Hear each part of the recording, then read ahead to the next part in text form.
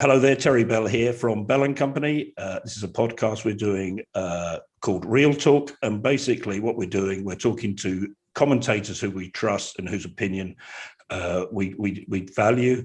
And what we're trying to do with those sort of guys and ladies is look at what is actually happening out there and cutting through the BS. On the flip side, we're also talking to what I call doers, people that actually get off their butt and do something rather than talk about it. And today, I think she's becoming a bit of a social media sensation here in Northern Ireland. In fact, she's never bloody off it. We're speaking to Eimear Gourley, who runs Kigo Investment Properties. Good morning, Eimear. How are you? Hi, I am brilliant. It's very, very thankful. I'm very, very thankful for you to have me on your podcast. I am thankful that you see me as a doer, which is obviously the point of me putting myself out there on social media. Yeah. So thank you. I am doing great. Good, excellent. Good. So we've had Tom, my able assistant here, he's a bit of a stalk. He finds some facts out about you. So 3 children? 3 children, yes. God bless them. They are aged 1, 3 and 5. Very good. And how's lockdown been with them? It has been good. So the start of lockdown actually was very good for me because I had my 3rd child at the end of January. So for me, it was kind of like maternity is a wee bit like lockdown anyway for a lot of women. Yeah. So for me, it was actually good. My husband was at home. I got to spend all the time with the kids, and it was start of lockdown. It was beautiful. Sun was out, and I actually really enjoyed it. Very good. Started the new business, so it had focus. So for me, with the kids, it was good. The second lockdown has been more difficult. Obviously working full time, having them to homeschool. Because my kids weren't at the age of school. So my eldest only went started primary school in September. So then it was homeschooling that whilst looking after the other 2. So then it became difficult. So I'm very thankful that we're getting to a stage where they can touch wood. Yep. I'm somebody of a certain age, so I've had my jab. It's going really well here in Northern Ireland. See, because I live in an apartment opposite the SSE there, and it's amazing what they've done over there. So we'll get through that, and on we go. But obviously, it's going to sort of part of the work we do. It's going to leave some sort of scars on businesses, obviously, as we go to the next stage. Absolutely. So, fitness fanatic. Okay, so that sounds extreme. Like I'm mad keen, and I love fitness. But for me, I love the fitness. And I love the feeling that fitness gives me. Yep. I'm not. So like I am a hockey player. I am a competitive, like super competitive person. I've played hockey and football all my life, more so hockey in the later years. Right. So I would be the only one that would never stop running on the pitch. And I'm not the fittest, but for me, it's all about the end goal, right? What are we going to achieve? So I will not stop until the game is over. I go out running every morning now, whether it be a run or a walk. Very good. Before I go out, I'm not ready for it. I'm not going to enjoy this. I don't want to do this. But it's the feeling afterwards that I love. Brilliant. It's how I feel. Or when I'm halfway through, I'm saying to myself, you're brilliant. You're doing this. Yeah, that first kilometre or so. There's a really good podcast. I don't know if you've ever listened to a man called Stephen Bartlett, the guy that set up Social Change. Really worth listening to. He does this slightly mad. He's got a great book as well. It's called, what is it? Happy Sexy Millionaire. He sold his company. He's 28, doing really well. But he had a really good guest, Eddie Hearn, the boxing promoter. Yeah, and he says, you just break it down, guys. He said, I had to run a marathon because his dad's really fit. And he's 71 and still does. He said, so I had to do one. He said, I'm not a natural athlete. He said, what did he say? I stay fit to keep fat. he said, I'm never going to be, but he said, you just got, it's like anything, break it down. You don't go there and go, right, 10 kilometers, you're going to get it. Off we go. So just break it down. Like you say, you get halfway. I did a 10K the other day, done one for ages, and I just went out and I did about 3. I thought, this is not good. This is not good. But then you get through 50%, 60% and count them down. Yeah, same in everything you do in business. It's the same sort of thing. So it's good. So an early riser like me. Again, I'm going to use the words I was not a lot on this because I have really, the self-development for me has been massive in the last few months. So previously, as my husband, I was not a morning person. Don't talk to me before 9 o'clock. I was just grumpy. Yeah. If the kids got out of bed early, I was saying, just get back to bed, one of those. But now, so I started on a course with the SAS, Who Dares Wins with Ollie Ollerton, and their shift was you have to get up a bit earlier. to be able to fit in your morning run. And then I started with Tom Smith, which means he was like, you have to get up at 5 o'clock. Let's get this going. Yep. And for me, I was thinking, it's not me. It's not what I want to be doing. But I'll give it a go, as with everything. And now I love it. I love that pace in the morning. I absolutely actually love watching the sun rise, knowing that I have figured out my day in my head and got myself prepared before I have to deal with the rest of the day. Yeah. So that's, again, I'm not a lover of it. Every time I get up, I'm not jumping out of bed at 5 o'clock. No. But I'm dragging myself up. But when I get up after 5-10 minutes, I'm great. I'm glad I did it. The body clock comes around, doesn't it? It does. It does. I still have a bad condition on a Sunday. I used to, where I used to live in Yorkshire, I used to travel to London every Monday morning. And I would always wake up at 3 because that's what time I had to leave. To this day, every sodding Sunday night, Monday morning, up at 3. But you say it gets you ahead, doesn't it? And it's great to be ahead of not everybody, not the competition, but ahead of everything, isn't it? It's about being ahead of yourself. It's about being the better version of you. And that's what I'm very keen on. You're never really in competition with other people. You're in competition with who you could be. Absolutely. And that's, if you put the effort in, then you'll reap the rewards. Yeah, and it's long term, isn't it? You don't do it for a week. It was I was on a Tony Robbins thing last week, and he said, right, okay, so what are you going to do? So some people he goes, right. So he's quite harsh as he's got older. He's getting quite harsh. And so you're fat. He didn't actually. He said something else, fat something, and you're fat, right? So he said, well, who should you fall out? Your scales? Who should you do? I haven't lost weight. Give me the baseball bat. I'm going to smash the scales. It's everything's longer term. Yeah, and just got to build it. So you're enjoying that. Not, I wouldn't say a lease of life, but that change in your life is that suiting you? Starting to suit you? Yeah, definitely. I think even that I notice the days that I don't get up or I don't do the exercise, I am not the same person. I'm not as productive.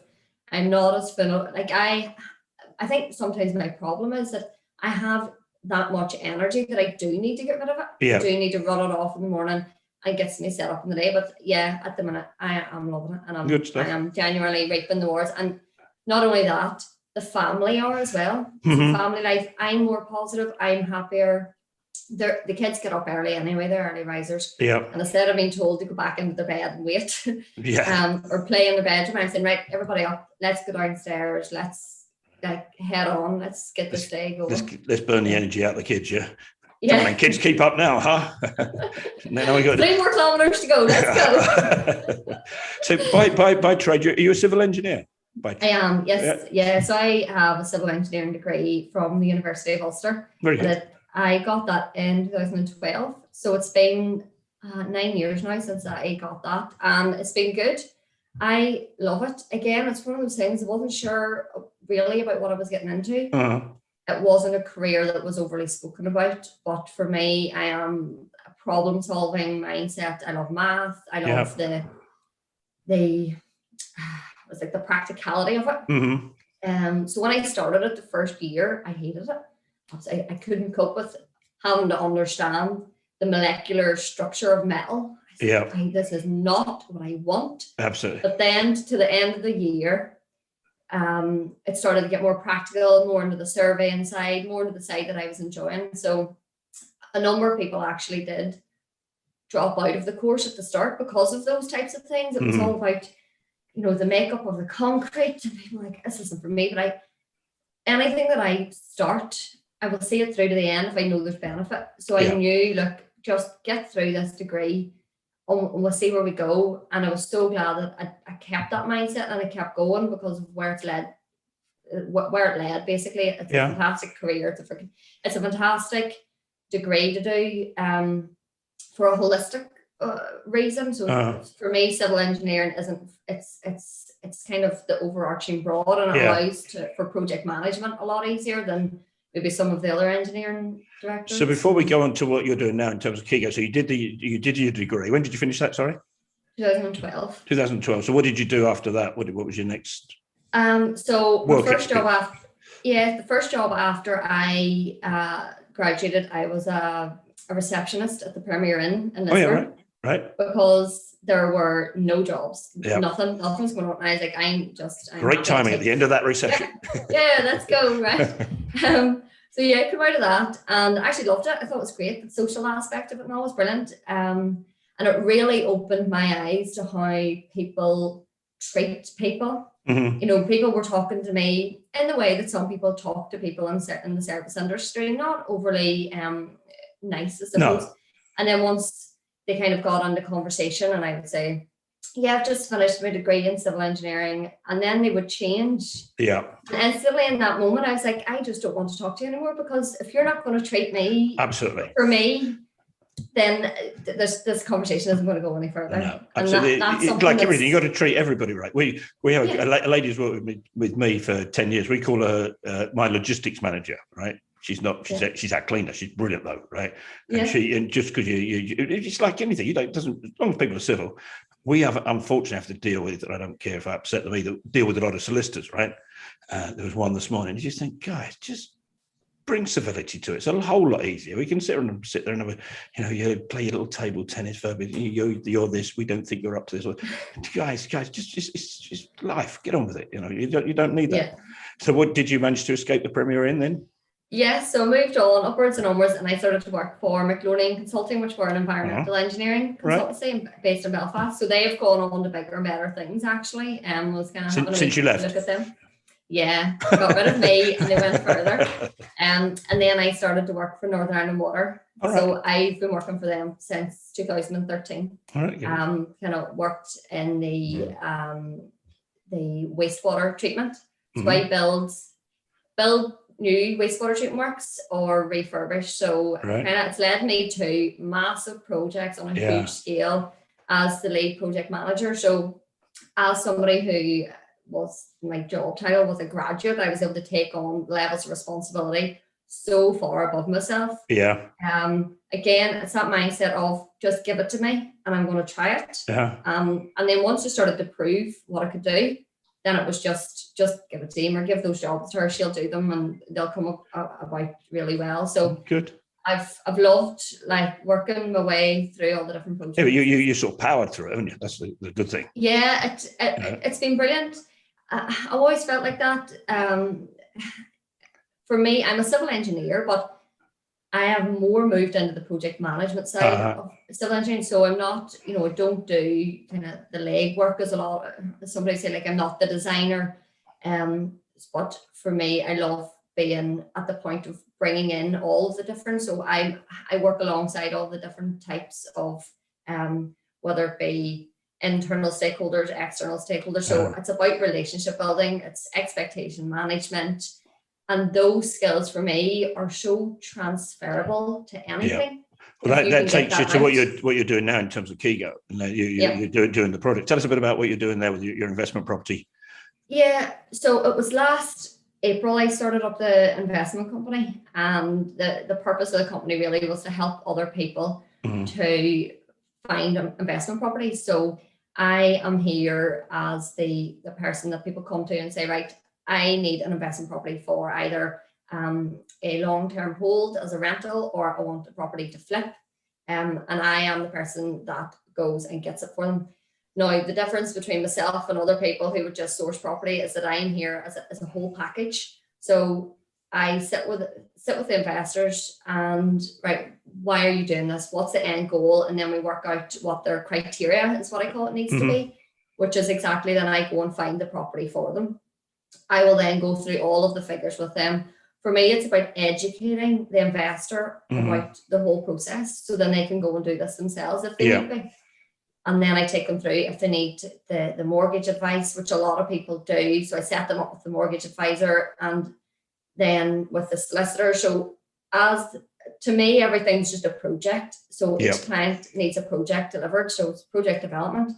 So it's my job then to chase up and move things forward, because normally you don't have somebody there who has got the contact to constantly push to make things that the wheels are turning in motion. Yeah. And then as we move, then once the client owns the property, then I will do all the refurb work for them as well. Very good. I manage that. So with me presenting figures to people about what the investment could potentially achieve, and this level of work needs to be done, well, I'm actually putting my money where my mouth is. Yeah, absolutely. This this is how much work needs done to get you this. And I'm prepared to take the project the whole way to the end to show. Obviously, market conditions and stuff like that are a big player, but, you know, like any investment, there's ups and downs. But as of that time, like, that's the difference between myself and other people just throwing properties out on a list. Yeah, and the other one is sometimes you say it's making sure your investor gets it as well, isn't it? Very often I could nick that, do a bit on it, and I can get this yield. Strange enough, it's not quite that easy. No. But a lot do think it is. They go, 7% yield, we get on that one down there. Yeah, and that's exactly what it is. It's, for me, it's whenever someone says this is my budget, I say, okay, well, this is absolutely every penny to the very end where, okay, well, you'll have to pay the letting agent an upfront fee, so we'll put that in. You know, it's about looking at the whole cost and the whole life of the project. Yeah, as I call them. To me, everything, as I said, is just a project. So it's bringing in all the costs, and again, making people aware of the pitfalls of the time delays, of potential cost increases, and just bringing people along on the journey. Right. Very good. So yeah, that was where I started, and that's where I've been going. And recently there, I've kind of changed my mindset as to where this business could go. And I was speaking to a few people, and they were saying, you know, the power of your network, you know, for me, LinkedIn has just become what it is, and I haven't really realized the power of it. No. So now I'm actually in the middle of doing deals that are bigger than just single residential units. Now I'm in the middle of like large scale developments, you know, blocks of 40 apartments, or blocks of townhouses and stuff like that. So I've kind of put myself into a different realm. Yeah. Because now I've got the contacts. So, but at the same time, for me, it's just putting yourself out there. You can easily retract. So a lot of things are coming to me, and I'm just saying, yeah, okay, I'll do it. And then I'm going, I've no idea. Yeah, but that's because you, again, going back to what you were saying earlier, you put some sort of longevity in terms of what you do. It's not go, I could do that, and I'll go and do it. It's putting that out there.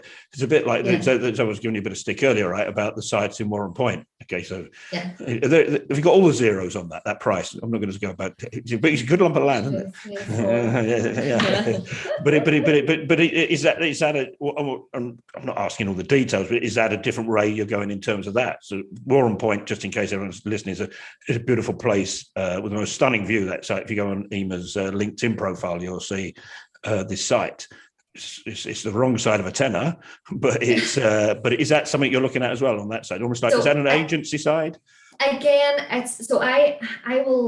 my aim is never to become the typical estate agent. That what it is, it's just, you know, people come to you and then you want to sell the property. So for me, my audiences are investors. So I am happy to take property and then pitch it out to investors. So again, my service, I like the service that I provide, that it is a bespoke service, and that people tell me what they want and then I go and find it. So at the moment, kind of in the stage of collating, I have a number of potential clients that I know exactly what they're looking, and then I have people I know what they're wanting to sell. So it's about being that matchmaker in the middle. All right, very good. And in terms of that land, again, it was just through a contact. They said, look, they're looking a bit of help to get a bit of reach on this plot of land. So I said, yeah, why not? Put it out there. It's another opportunity. Good for you. And for me, it's not just about what I'm doing. It's about showcasing Northern Ireland. It's about, look what's here. Absolutely. And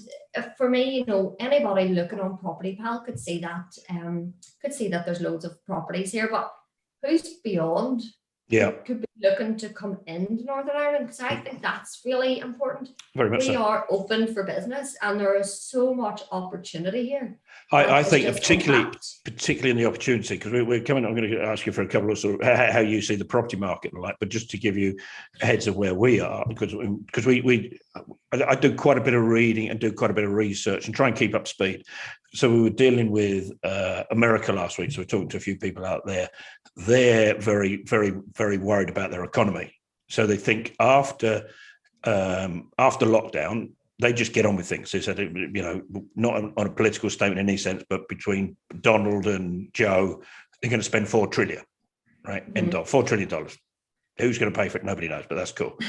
they're really worried. People that do know some of their stuff about inflation, which we've never seen, that will in turn, and this is where you get that difference in a good way between England and Northern Ireland. England will, I think, take a bit of a correction and it can tighten up. Whereas you will always have value in Northern Ireland because within reason, you've got a whole lower base in terms of costs, etc. And therefore you can get your yields. Yeah. And if you're a bit selective, we always used to give the scenario, say, right, typically in the last crash, people would have taken all the equity out of their house in the Malone Road, bought a couple of properties in a couple of war zones around Belfast. If they really wanted to mess things up, this is how sophisticated it used to be, buy something in Donegal or buy something in Spain. And then, whereas now it comes back, and if you've got that, the quality always rises to the top of it. It's a bit like the PwC building, which is just down the road here, the Rusty building. It looked good. It looked good on the computer screen, but how well that's worked for them. Yeah, because I think that was sold last week to a Saudi fund for 87 million or something. So it's good, nice cash. Yeah, good work for the Grahams. Plug for the boys.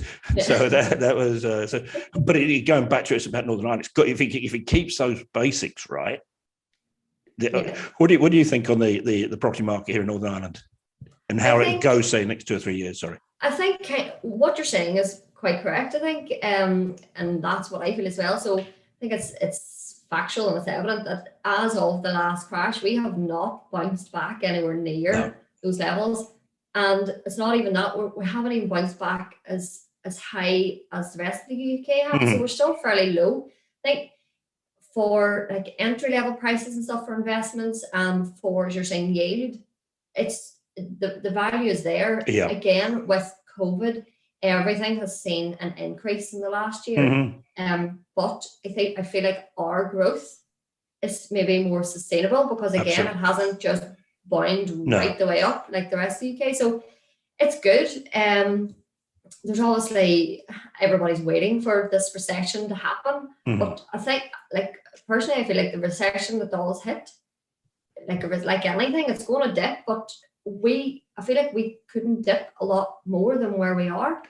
That if you're holding property for the longer term, it's going to rise, and it's not safest houses comes from somewhere, obviously, but it's a fairly good bet that invested in Northern Ireland, you're diversifying your portfolio over here, and it is a bit safer because the prices are lower. We're not inflating them the way the rest of the UK is. It's got that stability, isn't it?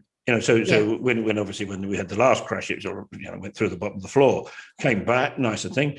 There's a stable population, actually a good developing population here. With some fellow was, I best not say his name because I was going to call him boring. Then some fellow was boring when he was the other day about population figures and how that's going to work. And so that's cool. And you get there's the flow of the population, young people leaving and coming back. So it's about right. If a lot, and I'm sure you'll agree, as long as you keep to the quality. I unfairly talked about war zones. This guy bought place, but he didn't buy them in war zones, and it was tough. But you get that stability, and all the basics are right. All the basics are right here. Yeah, I think there has definitely been an increase in the number of not even just expats, but people who were never here in the first place because of this working from home now, remote working. The people going right quality of life. If we move to Northern Ireland, if we move back, look at the size of the house, look at the space we can have. And that is now a massive drawing factor for Northern Ireland. There's a lot more space, but you're still pretty central.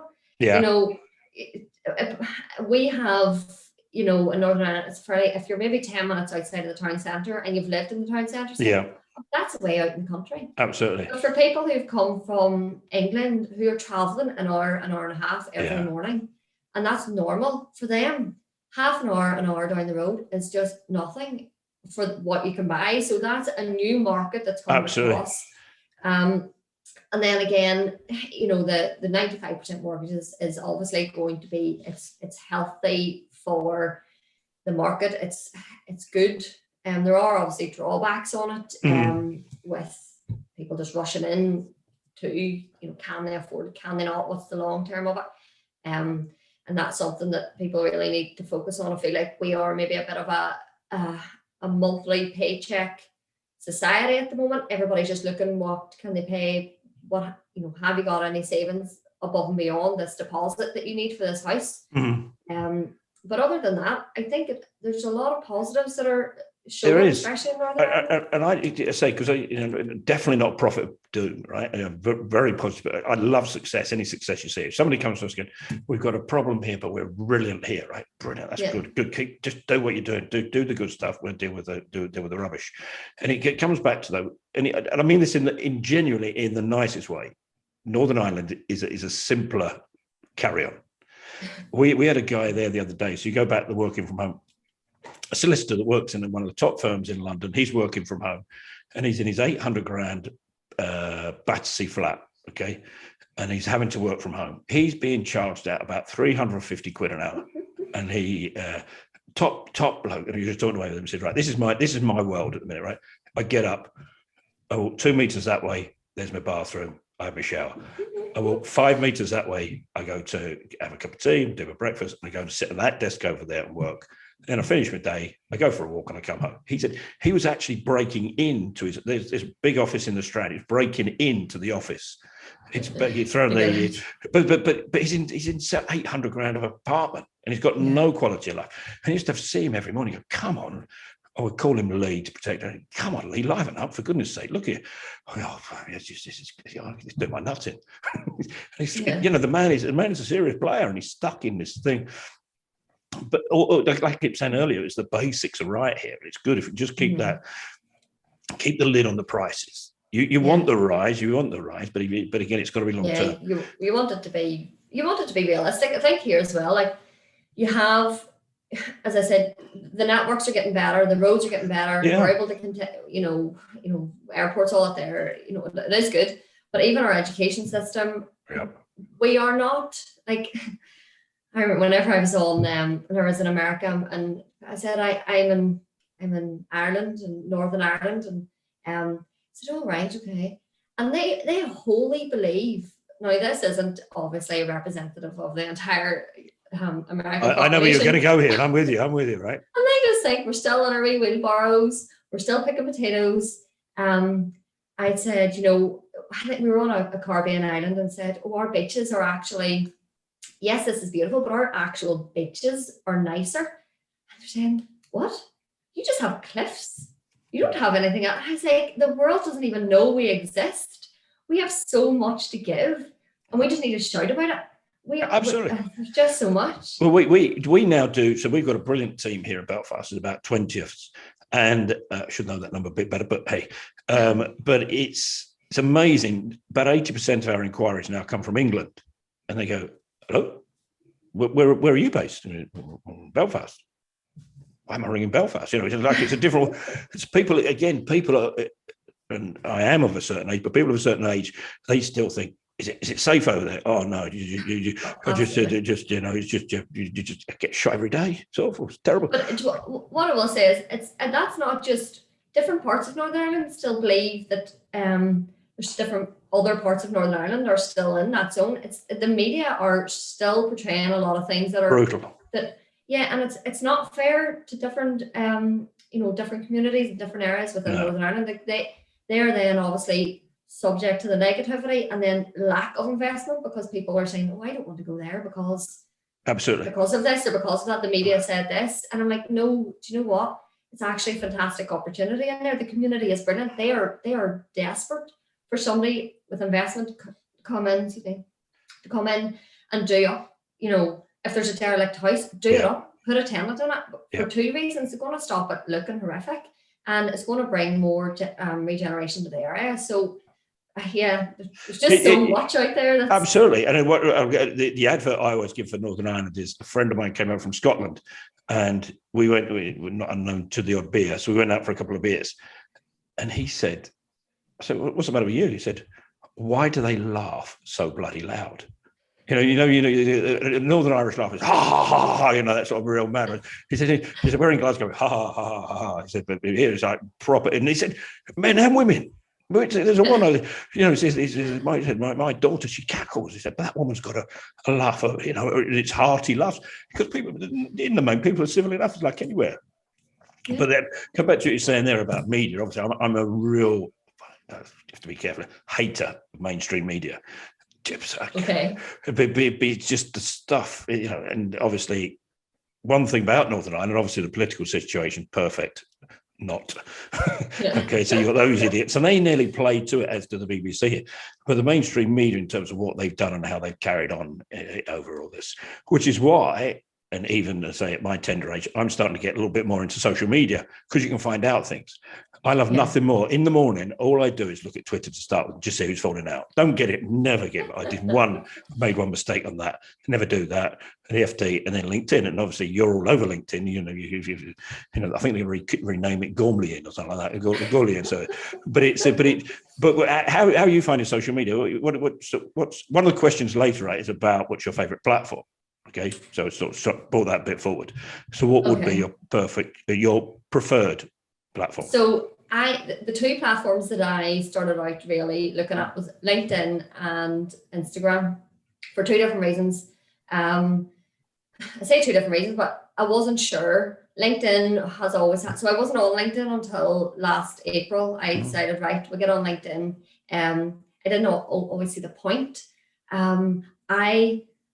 So like this time last year, you would have seen very little of me on social media. I was locked down, shut down. I had my personal life. Even my mum didn't know what was going on in my life. I am a private person, which I know that this is totally opposite to what I am at the minute.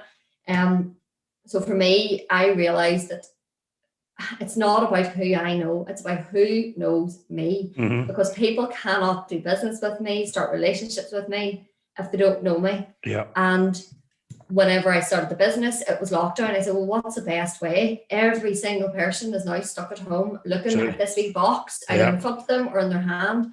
So it's social media, it's getting out there. Yeah. So LinkedIn was where I thought, right, LinkedIn is business, so I have to start at LinkedIn. And then Instagram, I thought, right, I'm just going to put my story out there, my life. Let's get a bit of a journal going on that one. Yeah, absolutely. But yeah, so for LinkedIn, it was Billy Farrell, actually. He's from TMD Media. He was really great at kind of introducing me to LinkedIn, how it works, what to do, what not to do, everything to do with it. Because I was a total novice. I didn't even know how it worked. Didn't even know how to set up my profile. So he helped me that way. And then it was like, okay, you have to post. There's all these rules. Everybody has these rules. 80% this, 20% that. Yeah. Don't be doing too much. Don't be doing too little. Make sure you're doing. And I was like, my goodness, this is hard work, and it's constant. Yeah. So what I would say to anyone who is doing social media is be prepared to go, like, not to quote Grant Cardone, but 10x. If you have to put everything into it, and it's LinkedIn. Literally, I feel anyway, punishes you if you miss 2 or 3 days of posting or non-engagement. Your viewings go down, your engagement goes down, your reach goes down. So all of that. So LinkedIn was where I thought, right, that's where business is. That's where people who want to invest, that's where they are. So you have to be all corporate, and you have to be all saying the right stuff and everything. Yeah. And then it was kind of December time. I decided, right, I have to start putting videos out there. People who are putting videos out they're getting more, and I'm enjoying watching other people's videos. So I decided I hated videos. I hated doing them. I didn't want to do them. So therefore, the only logical thing to do was to publicly say that I'm going to do a video every single day on LinkedIn. So, or on a social platform. So it was easier for me because I was used to Instagram to do like an Instagram story every day. And I was dying inside. I was holding the phone, talking, going, very conscious, my goodness, people are looking at me, even if there was nobody there. You you do look like a nutter when you walk in the morning. I bet the farmer just think, there's that mad woman. Look, bless her. Look, she's out talking to herself again. She's out at 5. That's absolutely true. And people are driving past, like, is she, like, who's talking to her at that time in the morning? But the phone's that far away from it. Like, that's not right. So yeah, doing that first 3 weeks, I was I can't be doing this. I was getting sick from people like, oh, you're always on your phone. Yeah. There's your woman doing a wee video. Yeah. I thought, okay, well, like, that's the only way to do it. That was it. And then, like, I have to thank you, Terry, for whenever I started to put stuff out there for goals, you were like, right, Eimear, Do this. You have to do it. Now, this is your like accountability. You were the only one that fell for it, mind. I know I was a sucker, but you know, it's one of those times like, frigate, I'm going to just you put it up, you got to do it, haven't you? And I thought, listen, if you're going to hold me accountable, then that's great. And then from you doing it, so many people started how are you getting on? Yeah. Have you done that yet? Yeah, it flips, doesn't it? It does. It's almost like you find out about people in a strange way. I quite like your man Gary Vaynerchuk. I don't know if you do anything. He's brilliant. He's great in that.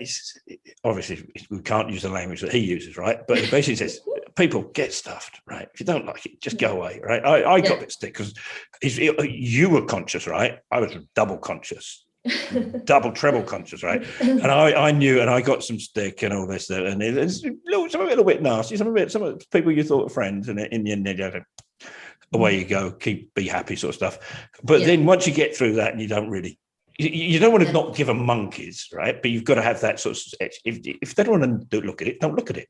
Yeah, it's a button here. It's a bit like email marketing. We get a bit of stick on that, right? And there was a guy who came to us, a very successful developer, I can't say his name, and he came to us and there was an issue with somebody in the family. I said, how did you find out about us? And I can't use the language he used either, but he said, a long story short, it's your bloody emails. So I said, come here, look, here you go, down here, see that little bit there? It's very small writing, unsubscribe, click that, and we go away. Yeah. It's cool. Or just send me an email. Will you ever bugger off? Cool, we'll do it. And once you get through that, I think, if you develop, not me giving advice, right? But if you develop that side, that's so strong. And going back to your thing about people saying, oh, you need to do this, you need to do that. The two rules of thumb that seem to work for people, especially on LinkedIn, are, what do they call it? Jab, jab, jab, punch. So here's me having a walk, talking about this. There's a beautiful day, and it's this, it's that. There's the kids, and bang, business. Yeah. And you got the engagement. So that's something that I am not overly. So I've built up this following, and kind of talking about everything that we talked about before. You know, your health, your mental health, your physical health, just your daily life. But selling myself, I've never been in like a trade where I've ever needed to sell a product, but I need to sell my service better. But to me, that's where as you call it, the sucker punch, like I just kind of need to get better at that. But I do, like for me, when I'm watching or reading other people's stuff and it's always the sales pitch, I just actually will pass by it from now. Absolutely. I'm not entirely sure if what you're saying is from you or is it going to be the sales pitch. So I don't want people to start to think that about me. But I do still need to put out every now and again, because you've got to know what you're about. Cool, so you like your early starts, and you're good. You're putting stuff back. You're giving content, and you're telling. But you still got to. And by the way, this is what we do, right? Just so you know, just in the off chance, okay? Just quite nice person. I've done all that crap, right? If you can stay with me. Yeah. The other one is going back to Gary Vaynerchuk's one, because he does a thing where you can, and this is how. So he's very good how he explains. You have to go through a lot of the stuff, but if you go back, right, in 15 years ago, to get a contact with anybody that was interested in what you're doing, took only 4 goes. So it might have been in the old school, it might have been on the radio, the newspaper. Now it's 16. So there's so much more out there, right? And then even when they do come up with it, you have to explain to them what you do. They don't come in and go, right, what do you do then? You know, I'm interested in what you do, but what do you do? And you go, yeah. And it's that sort of thing. And the other one he's got is a brilliant deck of cards. I don't know if you see that. So say you went, I don't know, your kids do a dance at TikTok on the site in Warren Point, and you do this, you do that, right? But then you post that on Instagram, then you post the Instagram post on LinkedIn, you then post that post on Snapchat, wherever you want to go. And one piece of content he was showing you can do it 64 times. And that's what, but that's, as I understand it, Tom and Noel are better than I, that's modern day marketing. Yeah. It's just continual reinforcement, which is a bit hard work, but it's the way of it. You know, it's no point you taking a half advert in the Craigavon Bugle or whatever it's called. You know, it won't get you anywhere. It's about, so something else that I did actually for LinkedIn, and it made a massive, so it went from, I can't remember, I wish I remembered who it was to give them credit for, but somewhere in a post, for a while, obviously I was commenting, talking to people, and people could see my name, and that was grand. And then I thought, a lot of people that I talk to, I only see their name. I actually don't go in and check out what they do. Mm-hmm. Like, you don't see a lot. So then I think, right, we need to be more visible. So before I did the videos, I got a photo shoot done. So then what I started to do was at the end of my posts was just put my face out there, and it was just my face. And then people started to comment. I would chat to them like, I have just seen your face all day long. And I'm like, brilliant. It is working. And they're like, would you just get off? And I'm like, no, the more you say it, even better. So then it went from the photos, and I think it's still good to get the photos out, but the videos and stuff like that. So I then turned LinkedIn around to say, let's stop being so corporate, because actually people only want to buy from people. If you look at the big companies in this world, like you look at Virgin, like they don't have as many followers as like Richard Branson does. They want to see the person. They don't want to see the business. So that's when I said, like, I am then the business. Like you are your business. You are the person that's getting out there talking and selling. And if people don't like you, well, they're probably not really going to be too interested in your business, your service, or actually working with you. So now when people contact me, it's so strange for me, because they're like, they talk to me as if they know me, because they've been watching me for the last few months. So I know that whenever they contact me, they already feel connected. They feel that they trust me. They feel, so that's for me where social media has so much power. Before, you would have had to take years of maybe trusting or a lot of relationship building with someone, whereas now a few months and you putting out your life every day, you've gained their trust instantly. Absolutely. Yeah, they feel like they know you before you start, and they never spoken to you, but I like him, I like her, they're okay, aren't they? And that's what you're trying to do. And you get all the soothsayers, like you get the people saying, "Oh, social media is awful." And again, I keep going about Gary Vaynerchuk. Says social media is not awful; people are awful. It's not like Facebook going, "We all hate you." You look big in that suit, whatever. It's all that rubbish. So, and going back about what you said about mainstream media, you have to come over. And I think, in a way, I say it was a struggle to step up and do it. Right, the team sort of encouraged me a bit, and I've got a face for radio, so it's not a natural thing either. So you have to do, but once you get through that first couple of, gives my part piss takes, right, from friends, okay, you're through it, aren't you? And that's what it's about. You've got to put it out there, and you've got to. We're doing a thing now where we're going to start doing some videos in terms of how to do things, right? Yeah, it'll take money so far, and there will be you have to, this is not advice and all that sort of stuff on the bottom, because we always say, because if you do it, you will cock it up. It's a bit like me saying, I'm going to go buy that house around there. I don't even know how to open the door, but I'm going to plaster it tomorrow. You could do it, but is it going to be the best? Believe me, it wouldn't. These are soft accountants' hands. They've never seen a hard day's work in their life. That's good. So where do you see your business going now from here in terms of what you're doing? Do you know what? I have no idea. I can just go anywhere. So for me, obviously I have big visions of myself. Like I want to be, and this is one of those goals that you generally keep to yourself, but you're like, you know what, if you put it out there, just stay quiet. Just us. So I want to be like, the property person of Northern Ireland. I want to be, when people are thinking of property, whether it be investment or otherwise, that they think, right, Eimear, she's NI property here, she knows, let's contact her, let's see what she's about. Because I got a lot of, for me, it's not just about, I want to get to the top and go corporate and be outside of kind of normal everyday investment property stuff. So what I did before as well is on Instagram, I did a lot of lives from refurbs that I was doing. Yep. And just giving out as many tips about project management, about purchasing stuff, about planning, and the amount of people that took so much value from it, because there isn't somebody out there just constantly, there's people telling you, but it's telling you and showing you and then bringing you on the journey. This went wrong. This is awful. This is what I planned. This isn't what was supposed to happen. This is what I'm going to do to fix it. You learn from this. Don't do what I did. And it's about trying to get into the mindset of everybody that, you can make mistakes, but learn from other people's. It's so much easier. It saves you a lot more money. And so if I can be there to really share as much about property and much about Northern Ireland in property, that's where I want to be. I want to have my own TV show. I don't want it all. I want to go big. Good. No idea. And goodness knows how I'm going to get there, but that's irrelevant. That's good. The book that I was reading there a while ago, again, it changed my mind from a very young age, it's don't cheat on your test by asking somebody else for help. Do it on your own. Everything's on your own. How are you going to get there? If you're going to do this, how are you going to do it? No, scrap that. Who is going to help you get where you need to get? Like, that was a big thing that I put out recently. It's not about the how.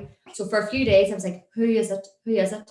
And then literally just out of nowhere, I got a mentor that is literally pulling me into different spaces that I didn't know even I could do. And now my mindset is, I don't really know where this business is going to go. Yeah, I will go down a number of different avenues.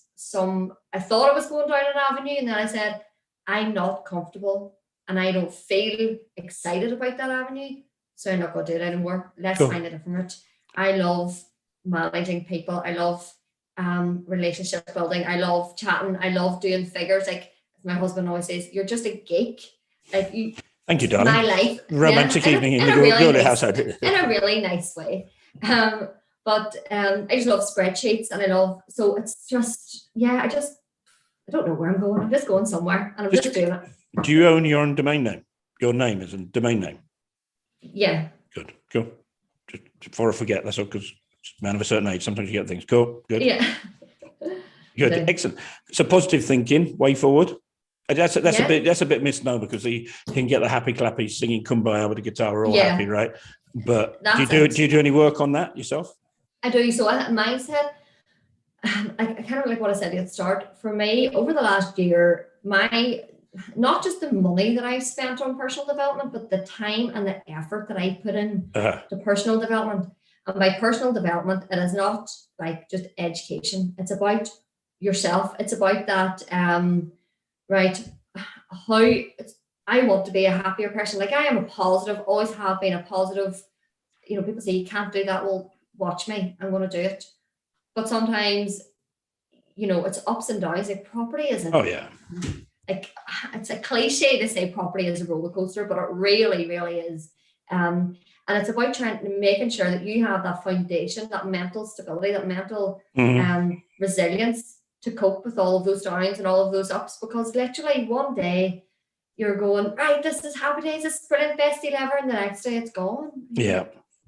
What happened? Why am I doing this? But you have to just be able to constantly pick yourself up. And that for me is more important than the positive mindset. Your positive mindset is about, it's not that everything's going to be great, it's about how you're going to make everything great. And just ignoring that is, you've always got this wee person in your own head. Yeah, like, I do sound like a psycho some days. This sounds like I think we're going into therapy here. Yeah, so everybody needs to go to therapy. But basically that's me. Like, I am a positive person. It's about showing rather than talking, as you say. You just have to do it.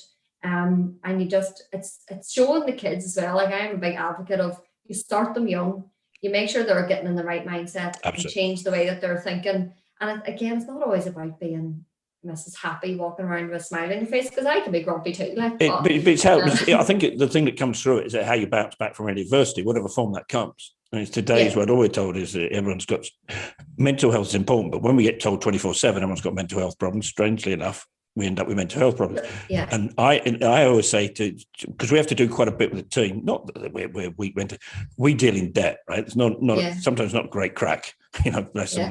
You know, I always say you can get a hairy ass. People aren't phoning you happy. No, how are you? I always say, I give an example. I've got a hairy ass farmer, as I call him, and he breaks down every time I see him. You know, the man could like eat a head off a cow. He's a huge man, but he just, and it's how it affects. So what I always say is, right, the clue is in the word health, right? Mm-hmm. Physical, right? How are you going to get physically healthy? You get off your backside and go and do things. And like I said earlier, you don't smash the scales when they don't tell you what they want.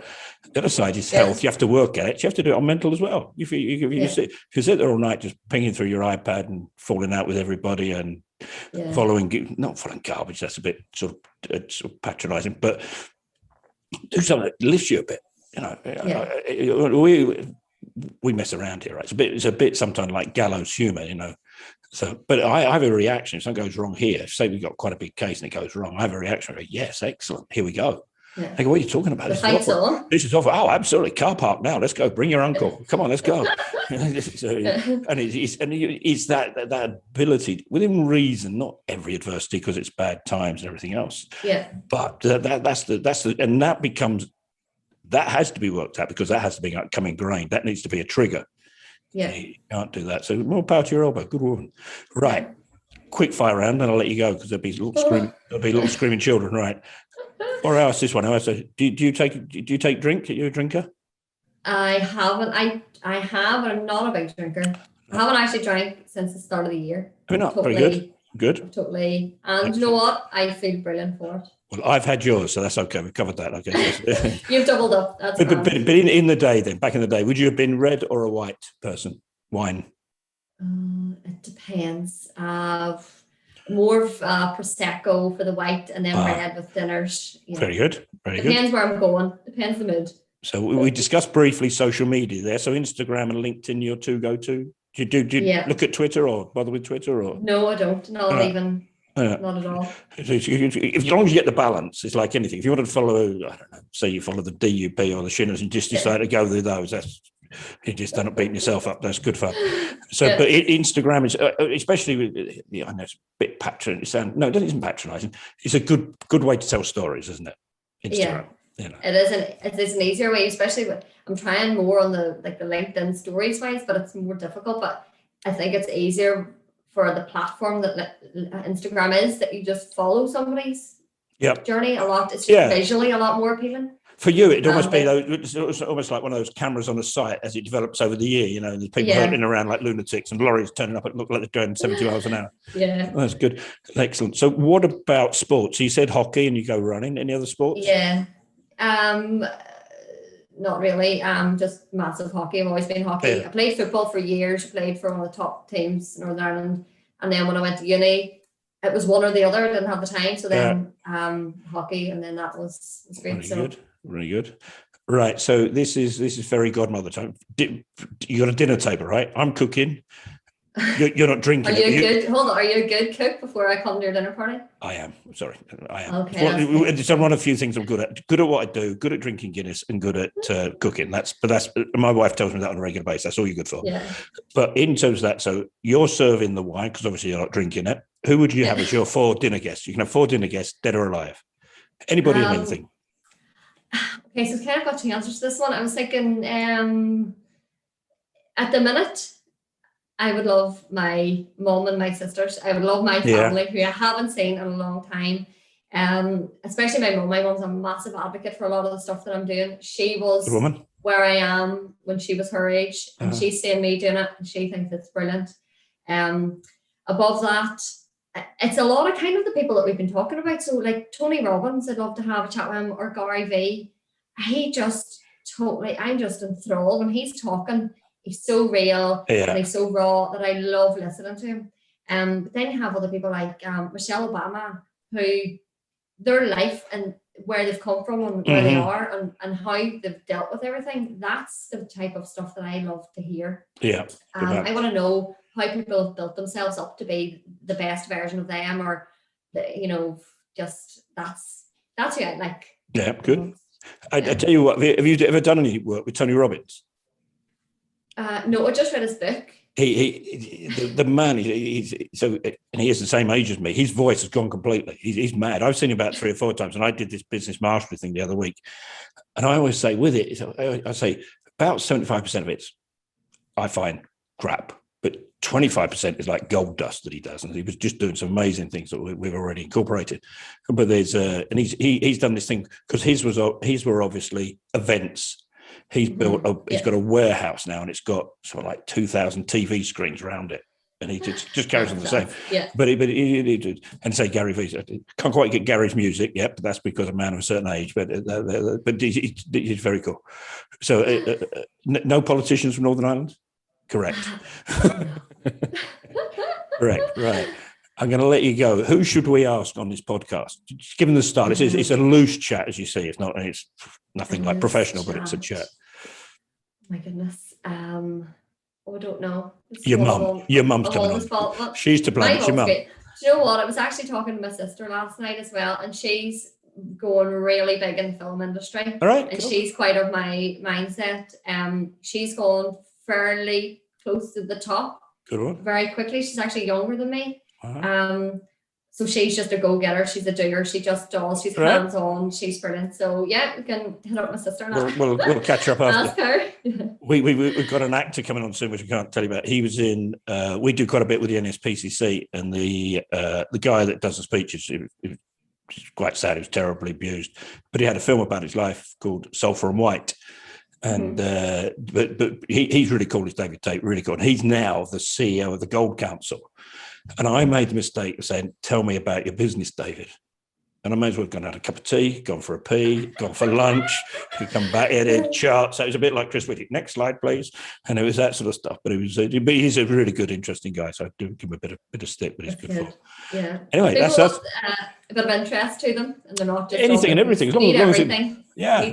Yeah, absolutely. And you say we had Russ Mould yesterday from AJ Bell, real top man. I think he spent more time talking about craft beers. And he's from Yorkshire, and he just haven't just live in Sussex or this sort of character. But that's the sort of stuff. But it is, and it's just trying to cut through it. And a little bit of good news. We don't like you doing. You go, how's the recession for you? It must be awful. There are people that are struggling. We get that, but that isn't what it's about. It's just trying to get slightly showing that where you can be. Not everything's done with you. Absolutely. If other people can do it, you can do it too. Absolutely. Humans are 100% stronger than portrayed out there. We all just need a bit of help, don't we? Anyway, that's brilliant, Eimear. Thank you very much for your time. No problem. Kids are well behaved. How many children in the house at the minute, any? None. None, I was going to say, in the shed. I said, get out to the park and leave me alone. I don't want to hear any screaming and crying.